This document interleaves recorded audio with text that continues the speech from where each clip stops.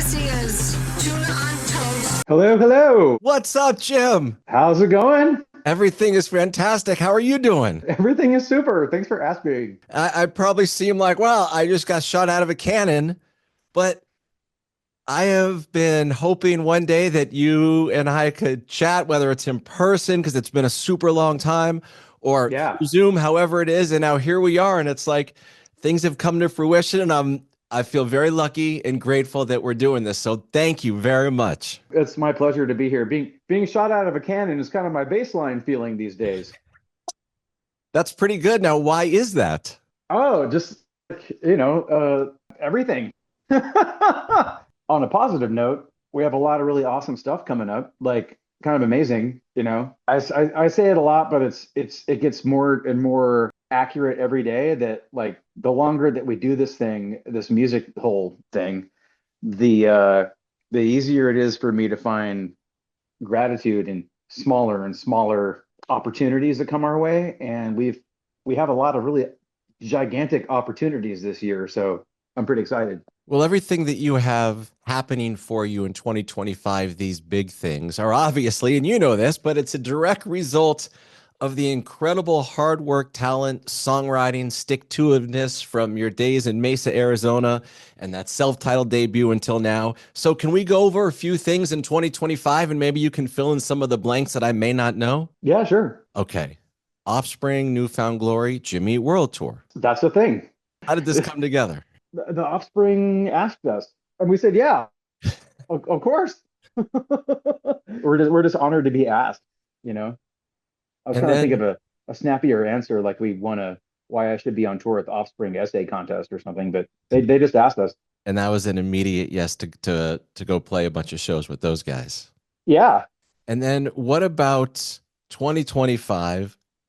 I'm not in the room with you guys. I don't know what's going on. Is there like a potential for one new song in 2025 or 10 or zero? I don't know. Yes is the best way I can answer that. You never clock out of this gig. Just like yesterday, I woke up at like 4 a.m. and tried to record something because I had an idea. It's like I could have a double album tomorrow, or I could have like one song in 2 years. I don't know. I mean, we try to keep like regular set times that we work, whether or not music that we feel is good enough to release that comes out of that is kind of just it's going to happen or it's not. I mean, we're always working on something. I would hope that we could put something out this year, whether it's a song or a group of songs, or as us old timers might call an album. We'll just But see. I mean, we're actively writing stuff all the time, and I don't know what that means as far as like how we'll put it out is the somewhat more concise way to answer that. I love that answer. I love that you're always working and there's set times that you write songs.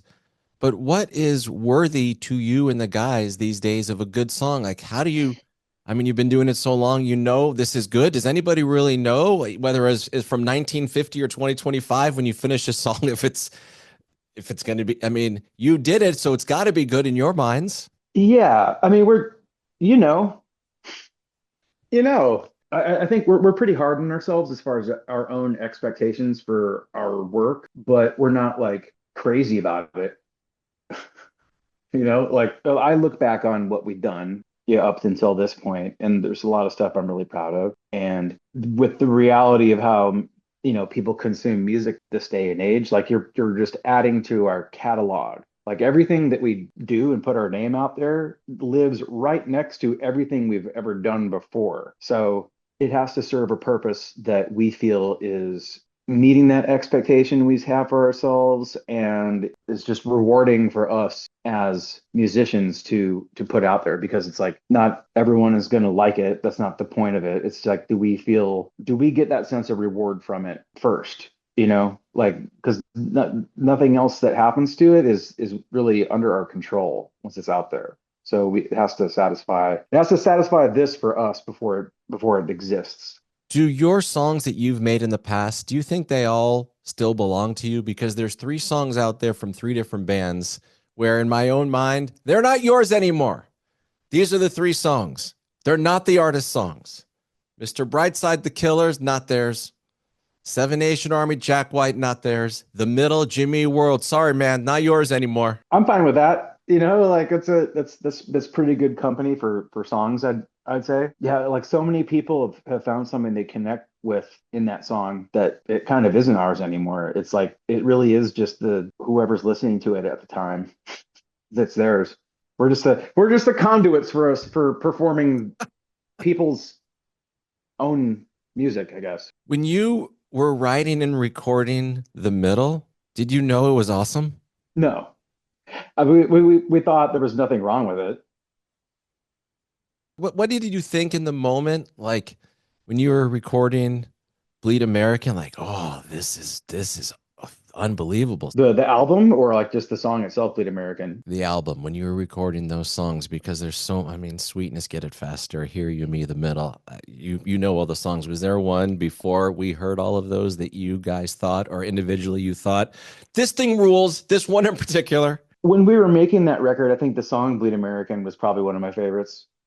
You know, that one was really fun it still is really fun to perform live. Hearing all the ideas you had in your head become real and then surpassing them, surpassing your expectations. Like that's really where we definitely got hooked on recording when we were making Clarity, even like the album before Bleed American, and you have these expectations for the songs that you're working on. We had like cassette format 4-track demos of everything, and to hear them take shape and then like respond to what you're hearing in the recording environment and add to that, like it exceeding your imagination in a way that's thrilling is such a rush. And making Bleed American is just like every day. I couldn't wait to get in there and get to work, like because it was that feeling every day. What studio were you guys in? In Los Angeles, or were you in Arizona? Up until Bleed American, we were basically making demos in Rick and Tom's living room at their party house in Tempe. So we did the record Bleed American in Los Angeles. We did the drums at a place called Cherokee, and then everything else we did at a studio in the valley called Hard Drive, Okay, yeah. which was funny because there was no like you exit the control room and you're right at a bus stop on the street. So that was like our lounge. It was like Right. kicking it on the bus stop like late at night. It was fun. It was good times. You mentioned Static Prevails, which was 1996, and I was on the radio at that time in Tucson, Arizona. I started off on an AM alternative rock station called The End on Okay. 1490, and then I was on a station called KFMA. And Yeah. because I was in Tucson, I was young, so young. I couldn't even believe I was on the radio. But we were all talking about your band because you were like an hour and 45 minutes away. Yeah. Yeah. And Yeah. Yeah. so it has been so crazy fun to watch you guys over all these years. And Lucky Denver Mint, I remember and I know that kind of had like, I don't know if it was right away it hit, but I just remember in Tucson at least, we love that song.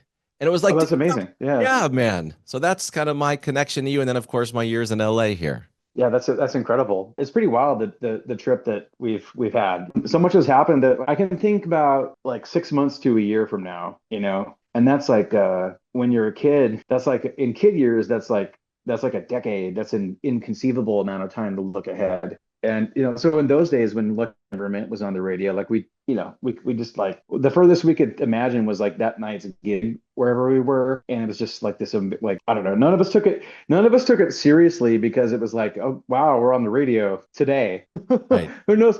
We like it's probably not going to be the case tomorrow, but yeah, today this is pretty cool. We didn't let it get to our heads. We didn't let it like sink in. And I feel like that's good and that's bad. Like, it's harder to actually appreciate that when you don't take it seriously, but like it's also good because I think we still sort of identify as those dumb kids in a van. So you didn't really have that thing you do from that movie moment where you heard yourselves on the radio and you were sprinting through Phoenix going, we're on the air, we're on there, driving through Yeah. Tucson on the 10 or anything. No, no, no. Actually, I remember hearing Lucky Denver Mint on the radio on K-Rock actually, and I was on our loft in our van as we were coming over Laurel Canyon from something. We were doing something we were coming from the valley over into Hollywood, and I remember like just like doing that in our loft, and we were on the radio. Oh, that's cool, man. Yeah, that memory stuck with me. It's a big deal. It's a big deal It to is. this day. It's a big deal. That's awesome. You've been doing this with the guys for such a long time. And you know as well as me, if not more, there's a lot of bands that started when you did and were very, very, very good. And for a variety of reasons, they're not a band anymore. Whether it could have been maybe it was addiction that ruined it, or maybe it was ego, or maybe, whatever.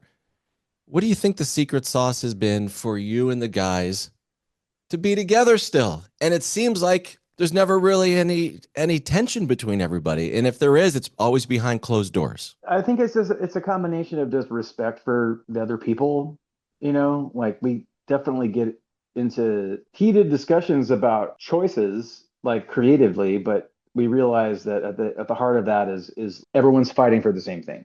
I wouldn't want to be in a group with people who aren't passionate about the end result. And you got to remember, like you got to keep that in mind. Like if you're having a difference of opinion when on anything, that you guys are all on this, you're fighting for the same thing, and it's a whole lot easier to just not let like your ego run away with that in some sort of like, I don't know, get puffy with like respect, because it's not about that. You're on the same team here.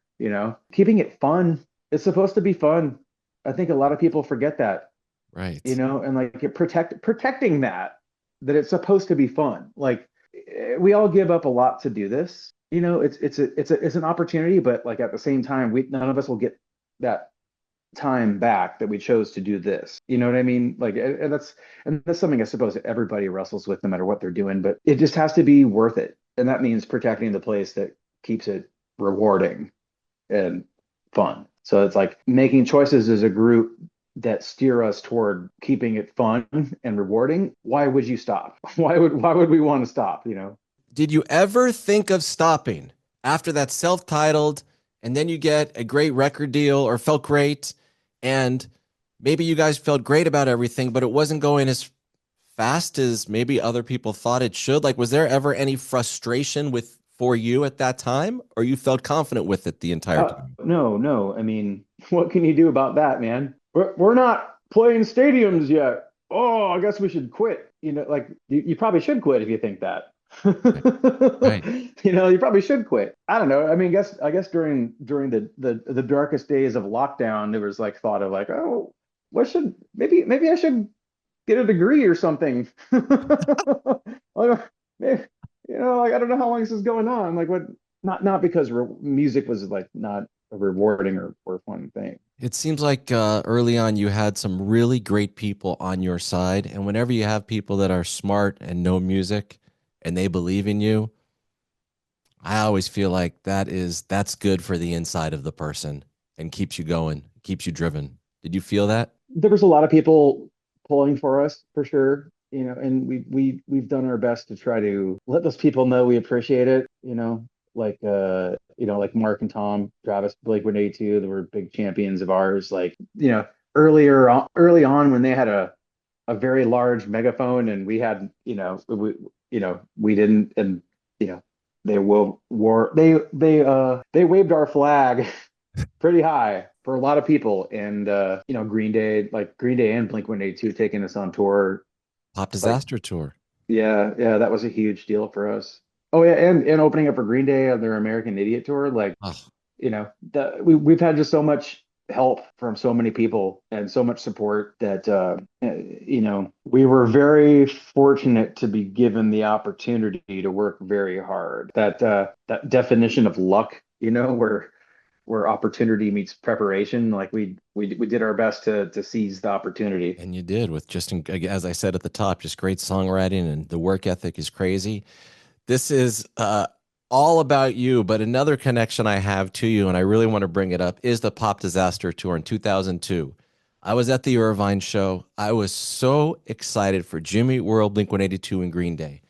And I spent 90% of that show, because at that time, I had never really been on TV, and I was being offered a TV show, and it was called American Idol. And I said, no, I'm not going to do that. And so like the head of Fox was calling me at that show. And I said, no, I'm sorry. And then they said, you're dead to us. And then followed by an agent that I had firing me and a manager firing me while I was at the Pop Disaster Tour. Wow, that's something. Yeah.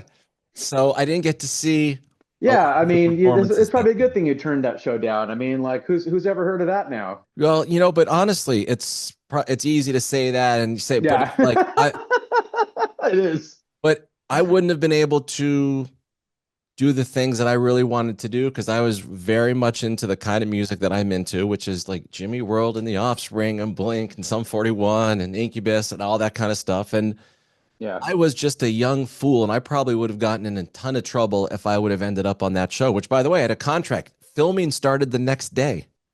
Oh, yeah, that's a lot of pressure. Yeah. But so every time I play you on the radio or hear your name, your personal name, I think of only great thoughts, but I also think about that day. That's hilarious. I never knew that. Yeah. Oh man, I don't know. Think Paul Abdul ever wakes up and wishes he would have just kept playing music? I think she's You doing know? just fine, Yeah. I don't know.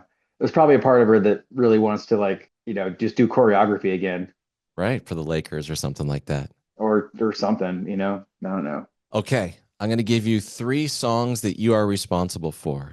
Get It Faster, Hear You Me, Let It Happen. Give the gold, silver, and bronze medal for those because I have my own. Oh, Those are like three of my favorite songs, and maybe they're not like, I mean, Jimmy World fans love those songs, but those are mine right there. oh, man. I don't know. I have good things to say about them for such different reasons, Okay, you give me know? something for Hear You Me. What do you got on that one? Hearing Me was such a departure from what we were doing in that world that we were in at that moment. Really pushing the boundaries of who we were as a music group in like a straight down the middle kind of way. It's kind of punk. We're going to put an unironic ballad about people that passed away that we think is that we just want to do on this rock album. Like I don't know, we like it. Who cares? Like looking back, it's sort of like it was an easy decision at the time, but I think like now, like in my older age now, I'd probably like second guess it. Hmm. Like, should we put this on there? It's kind of mellow. Well, thank God you did. It's awesome. I love that tune.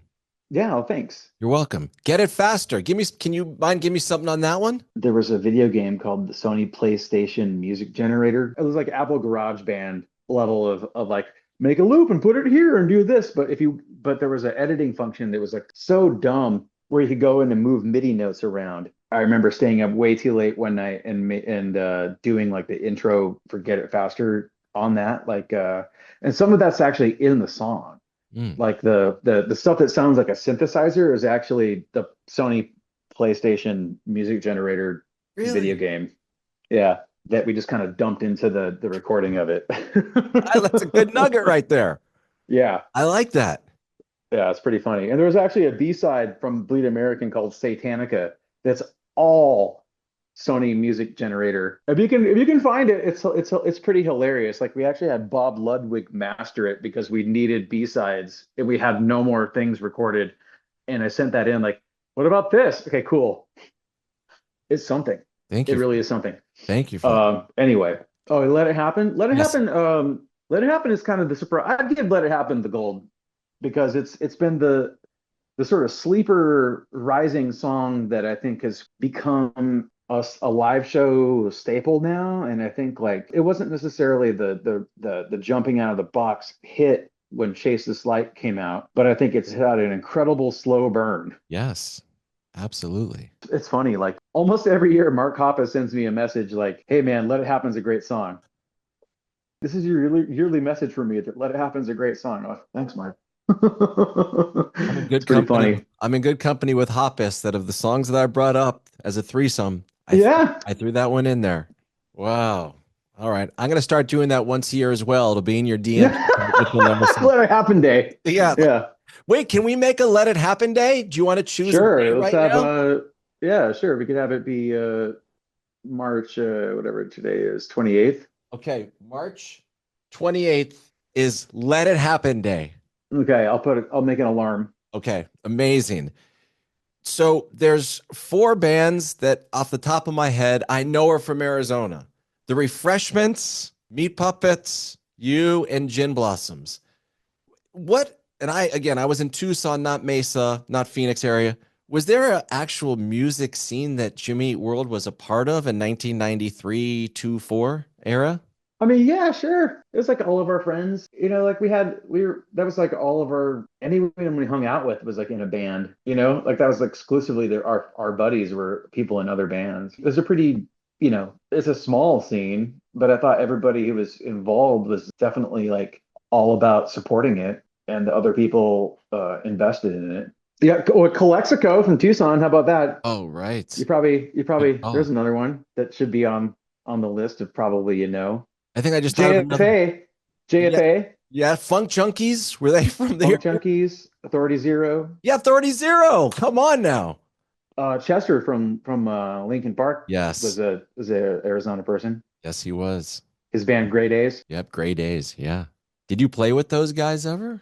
No, they were I think they broke up before we really got going. Or maybe it's funny, like you think now that everything is so connected that you think that but you forget that like there was a time where there could be something happening in one part of town with going off and no idea on the other part of town that that was even a thing. Right. Like a thriving scene in Santa Ana, someone in Pomona would have no idea it exists. Exactly. Right. Or like in Burbank, forget it. Like Mhm. you're just like like another country, but tons of stuff happening. Like Cobalt Cafe, like Cobalt and Cafe and Coos Cafe, and like those two zones, like only the most hardcore would know that the other one exists. Right. Exactly. Or Exactly. Huntington Library, Huntington Beach Yes. Library, like yeah, like all those three. Only bands on tour would know that like those are three stops you can make, really. Right. Don't forget about going down to Club Congress in Tucson. Oh yeah, Club Congress for sure. I saw No Doubt Still play going there. strong, man. Rialto Club Yeah. Congress, Yeah. the Downtown Performance Center. Were you around when that Yeah. DPC was a thing? Oh, yeah. I Yeah. saw Oh, yeah. Fugazi play at DPC. That was pretty Yes. awesome. I mean, we were just excited if any band came to Tucson because a lot of, I don't know, B plus to A level bands would not come down. They're like, no, we're just going to do Phoenix. We're not going to do Tucson. Yeah, there was, if you're going on tour, like you got to stop in Arizona before you're going east anywhere. Otherwise it's like a 14-hour drive. So we definitely got a lot of, we're definitely kind of fortunate in Phoenix. So we got a lot of groups as kids to go check out. Yeah. A couple more things here, then I'm going to let you go. Because everything was word of mouth and you weren't living in LA and you weren't playing the Roxy and the Troubadour, and then someone just walked in and said, who are these kids? How in the world? Like, was it one show? Was it one song? How did the Jimmy World word spread to people in LA like the late Craig Aronson? Like, how'd they know who you were? It's a kind of a funny story. We in the year after I graduated high school, me and a buddy of mine, actually a couple friends of mine we decided we were going to be promoters. So it was like, proof, we're promoters now. And over the summer we booked like gigs for like any punk band that would write us, because at the time, like the only way you'd find out about stuff is like you had to write people and send them maybe demo tapes of your band if you were totally cold calling them, like the networking aspect of other bands and promoters and like-minded people in the punk world was like that was how you did anything back in those days. I mean, it's kind of still how you do anything, but back then it was like that's the only way you're going to do something. So we got we got one day, me and my buddy got records from a band in Denver called Christie Front Drive, and they sent us their LP, and they needed help with the show because they were going to be opening up for Sensfield at Troubadour, I think. And they came through town. We set up a horrible gig for them, like all of our gigs were. And my buddy was part of the promotions. My promoter friend was also part of our record label that we were on because I'm a record label now, like you can do that when you're 19. And without hearing us, they agreed to do a split 7-inch with us, Chrissy Front Drive, and they continued on their tour, went to LA. There was a scout, Lauren Israel, working for Craig Aronson, Yeah. who was at the gig to see Sensefield and was really impressed with Christie Front Drive. And he asked them, like, what else you guys have out? And they said, well, we're doing this split record with this Arizona band, Jimmy World. So he found our records through through Toxic Ranch in Tucson that had some of our records, and he showed it for Craig. And then it wasn't long after that Craig popped into one of our local gigs in Mesa. He was the best, man. Yeah, it was pretty wild. And for some reason, they decided that they wanted to sign us to Capitol then. Like we weren't trying to make it. We weren't even trying to put ourselves out there more than just like playing local gigs. And like all of a sudden there's an A&R dude from Capitol at one of our shows. Or how about that? That's unbelievable. And you Yeah. never know if you didn't start that the booking company, your song may not have been on the B side, which would have not have maybe led to folks in LA like Craig hearing you, right? It's a really bizarre confluence of events. Yes. Right. Jim Adkins. Do you like the word emo or no? I don't care. It's fine. It's fine. It's fine. I've had a love-hate relationship with it. I would probably never call ourselves an emo band. Right. I would probably never use it to describe anything unless it was like someone's hairstyle. Like unless if someone looks like they just walked out of Guitar Hero, the video game, I might not use the word emo otherwise. Yeah. Okay, that makes sense to me. I like that. You mentioned Green Day and Blink, who were very nice to you. Were there other bands in the 90s or even 2000s where you went out with, or maybe you took them out and it was just a good time because they were nice? Whoever it was they were good, and the way they did their business and played and Yeah. went about it, you liked it. Who were Yeah, I mean, most of the bands that we've toured with had like earlier on, the Promise Ring was like one of my favorites to tour with. More recently, like Incubus, Fall Out Boy, awesome, awesome people, like super super tightly run businesses that like treat everyone with respect. And I'm still like I said off the bat, man, I'm still amazed by with the opportunities we just continue to have. and they will continue. I'm really into the following.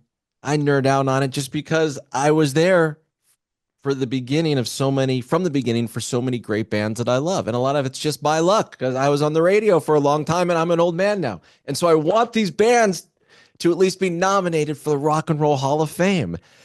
You should be, I hope, one day on the ballot. Has that ever crossed your mind when you're just sitting by yourself, thinking about nonsense? Nah, I No. mean, I don't know. I mean, like I guess it'd be cool to win in some kind of award. Like, I don't know. We've never been nominated for a Grammy. I'm not holding my breath for a Rock and Roll Hall of Fame. It would sure, my relatives who don't know anything about music, I'd be suddenly valid. That would be a bonus. Finally, validity. You would Yeah. finally feel accomplished because your screwball cousin from wherever. Ah, look I at yeah, you. I You did might it. I might get less questions about how I'd make money if when I'm trying to apply for a loan or something, if that was in the news at the time. Oh my God.